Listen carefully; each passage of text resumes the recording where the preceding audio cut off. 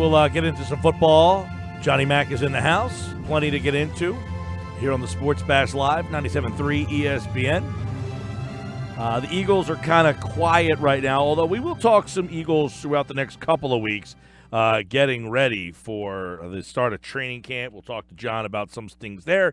He's also writing some stuff to cover the league nationally at getmoresports.com. There's plenty to dive into, including, John, this conversation or story that Tom Brady could be getting closer to the end of the line. He sees retirement getting closer. Should this be a shock for anybody?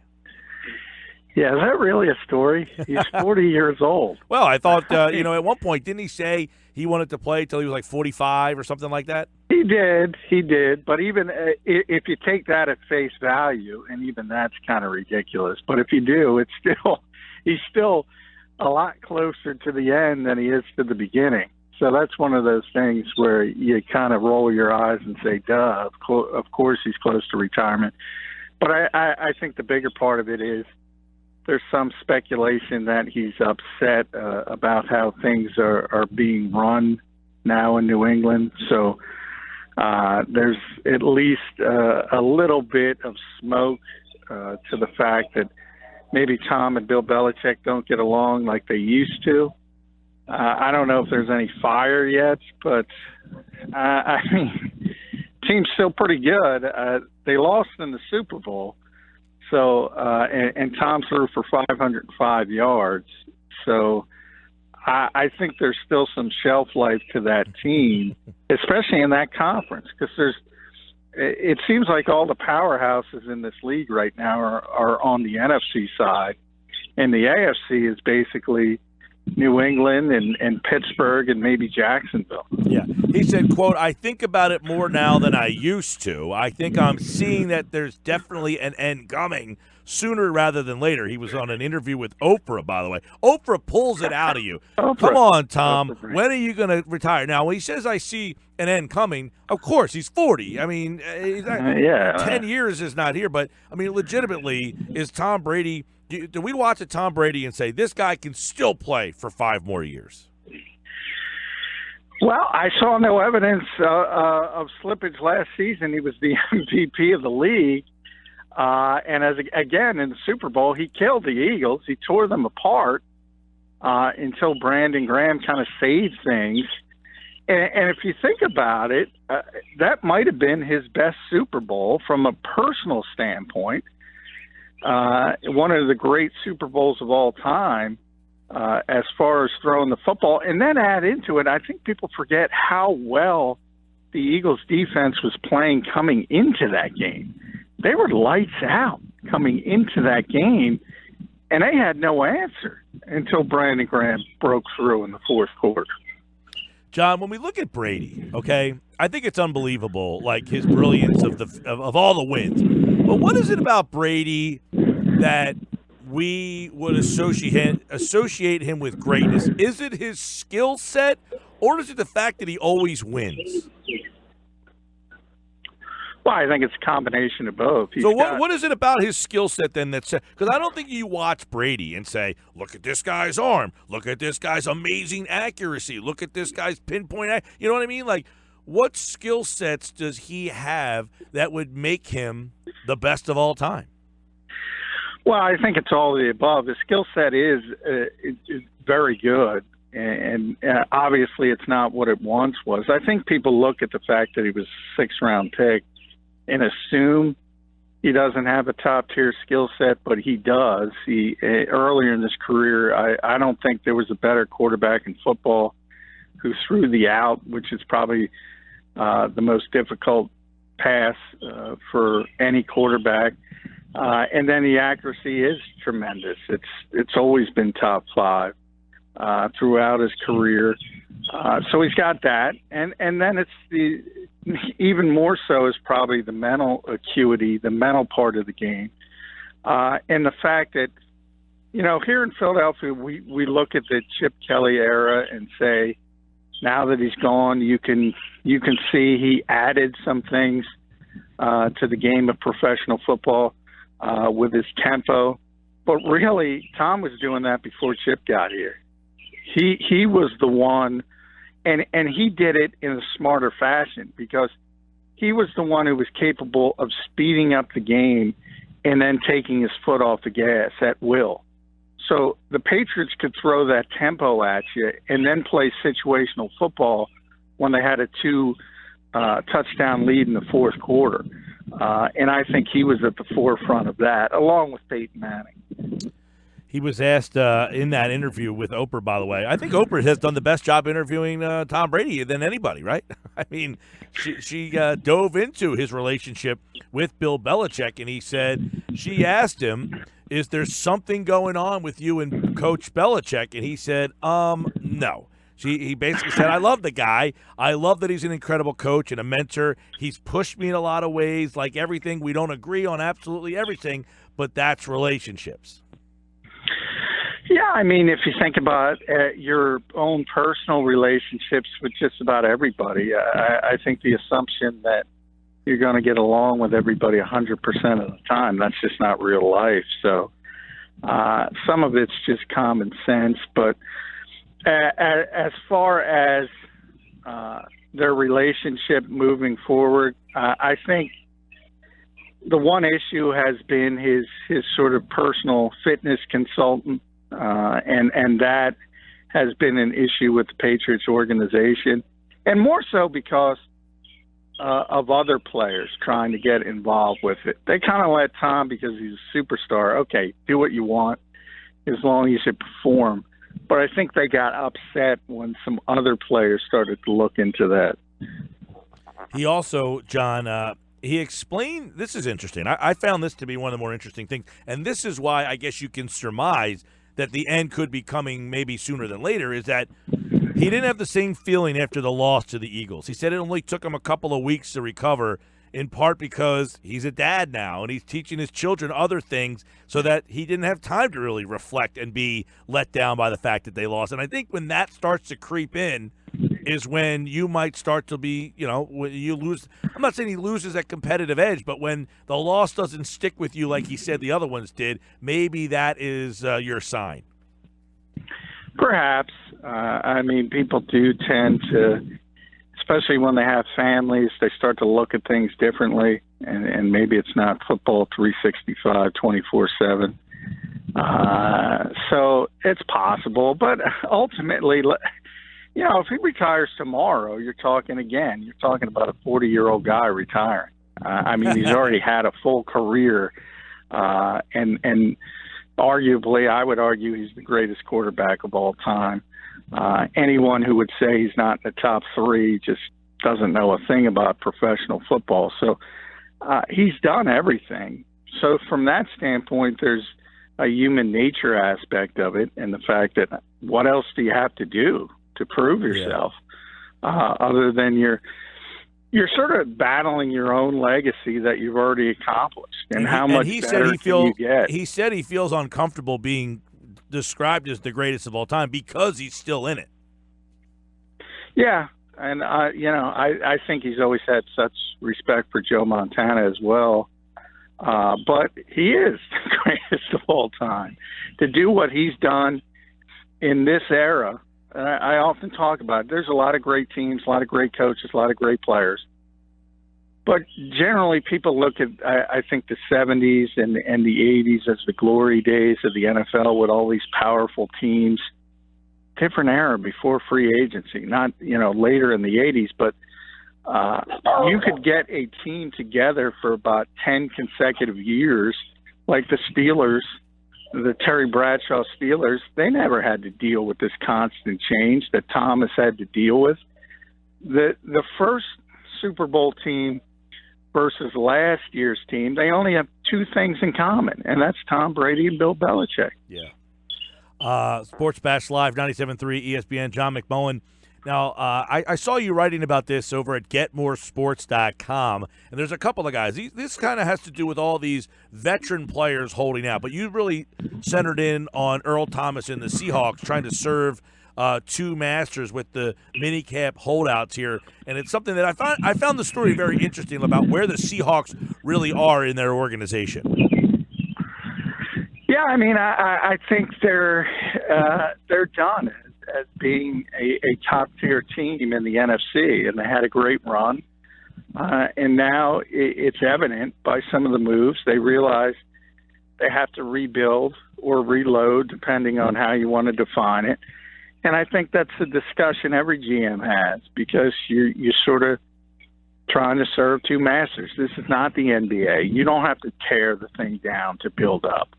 And can you sort of, take the core of that defense, which is Earl Thomas and Bobby Wagner, and rebuild and become a significant contender again? Or do you go completely in a different direction and try to rebuild the whole thing? It's going to be interesting to see how the Seahawks handle it. Well, and with Earl, you're right, because so Michael Bennett gone. Legion of Boom essentially is gone. They're a team that has essentially made the decision this offseason to go in that different direction, yet they want to try to keep a couple pieces around from that former era. You're in a tough spot if you're Earl Thomas deciding whether or not I want to be a part of this or not. Yeah, he's in a lot of – he's got a year left on his deal. So that's sort of when, as a player – you sort of make the move and ask for the extension. Brandon Graham's in a similar situation here with the Eagles. He's under contract, but you want to sort of know your future, and if that's going to be in the same place or if the team is going to move on. And that's where Earl kind of is. And it's an interesting quandary for John Snyder and Pete Carroll, because you're talking about a 29-year-old guy who's still an all-pro safety.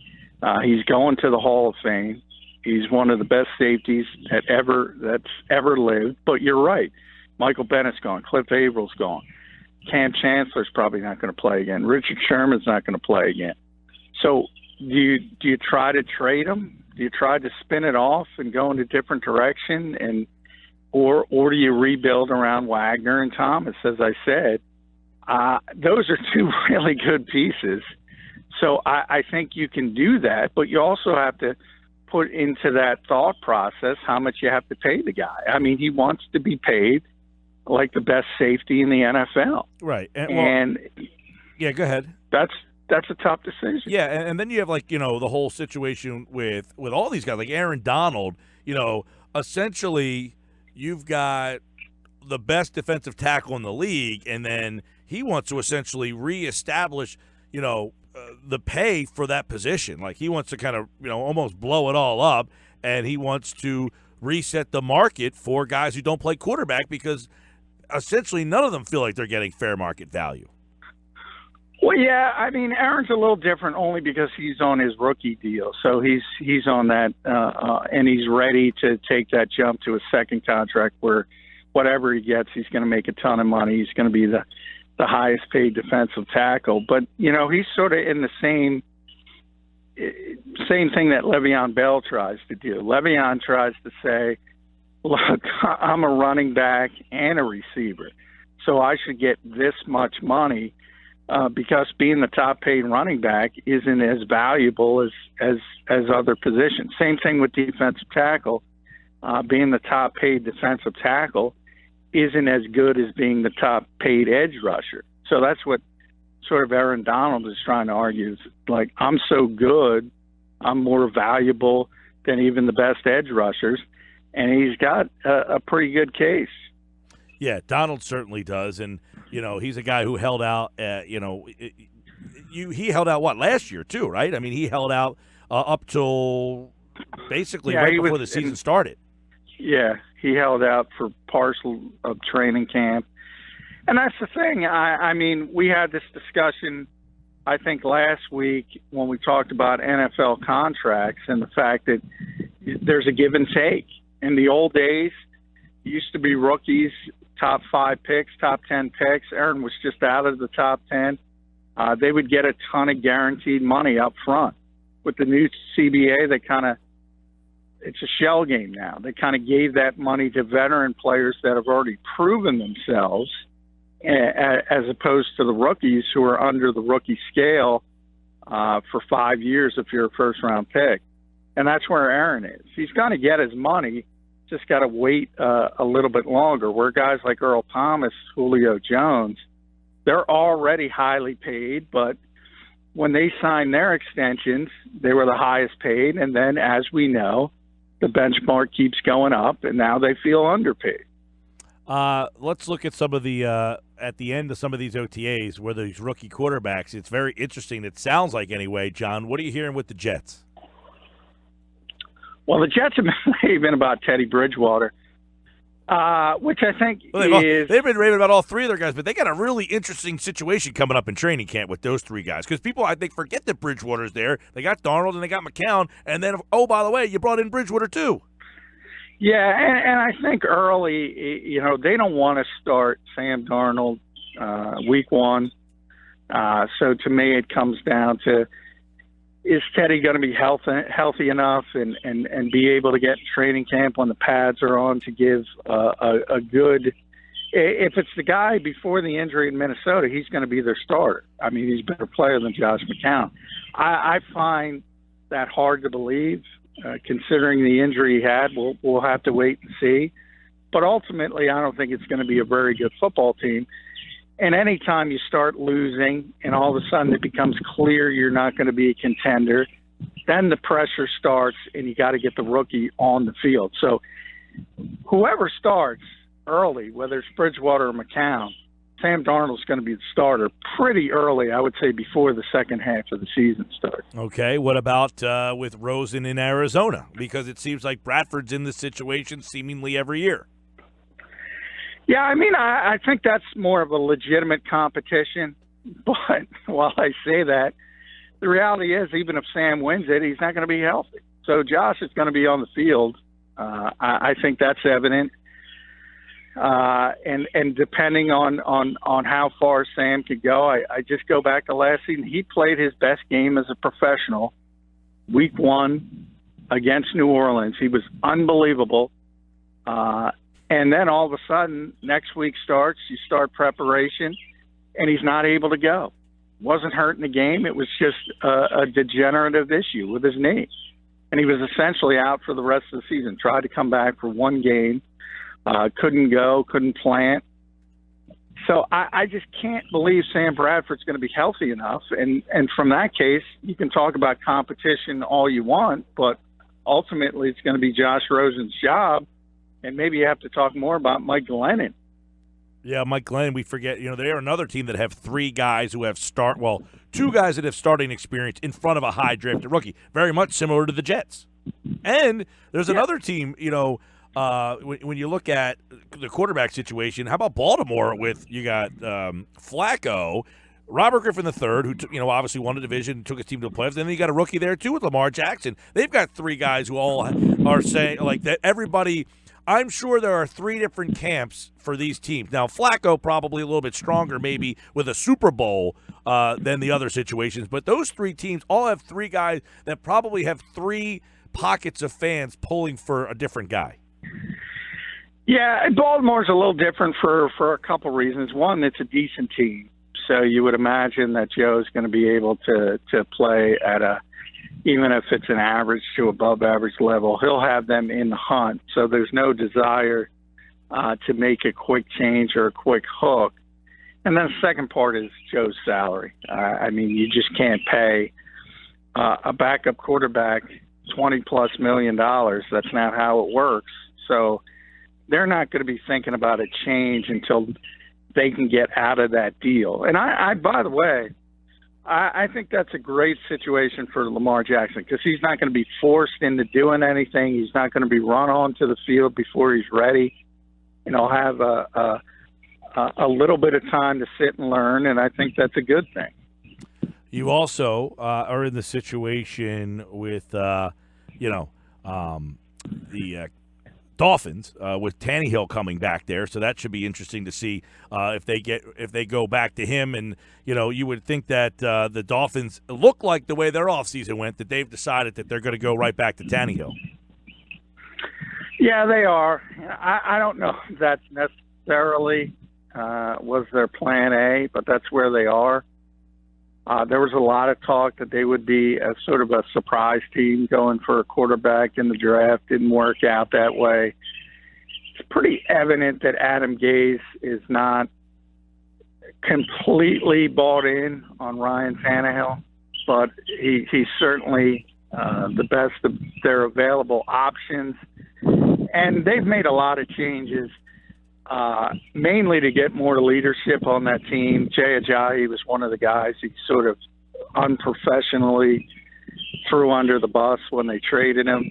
It was pretty evident that Jay did fine here, winning a Super Bowl. So he claims they need more leadership, and Adam Gase I'm talking about, but maybe they need more leadership from the head coach. A lot of positivity coming out on Josh Allen. Yeah, well, he's an interesting one because I think, did you hear LeSean McCoy talking about him? Yeah. Well, from a skill set standpoint, we talked about skill sets with Tom Brady. He's got the highest ceiling of all the quarterbacks in this draft, but he's also got the lowest floor. So it's the old boom or bust with him. There's no question. I mean, he's got sort of a Brett Favre-sized arm. He can make every NFL throw with ease. But he's got mechanical issues. His tape wasn't all that great at times. And I think it's another situation where I think A.J. McCarron's going to start the season. And I think a lot of it depends on if he can keep them in the hunt again. If he does, I think they'll be able to let Josh sort of sit and learn for a while, but if it becomes clear they're going to be a bad football team, he's going to be forced onto the field probably earlier than he should be. All right, plenty of off-season stuff will be storylines heading into the training camps, which are just about 5 weeks away from that, and, of course, the Sports Bash all over the NFL. Follow John on Twitter, at JF McMullen. He's got stories posted right now, one on Corey Graham on the website, and the offseason of one Isaac Seumalo. You remember him as a third-round draft choice of the Eagles just a couple of years ago. What does his future look like? Check it out right now at 97.3ESPN.com. Thanks, John. Thank you, Mike.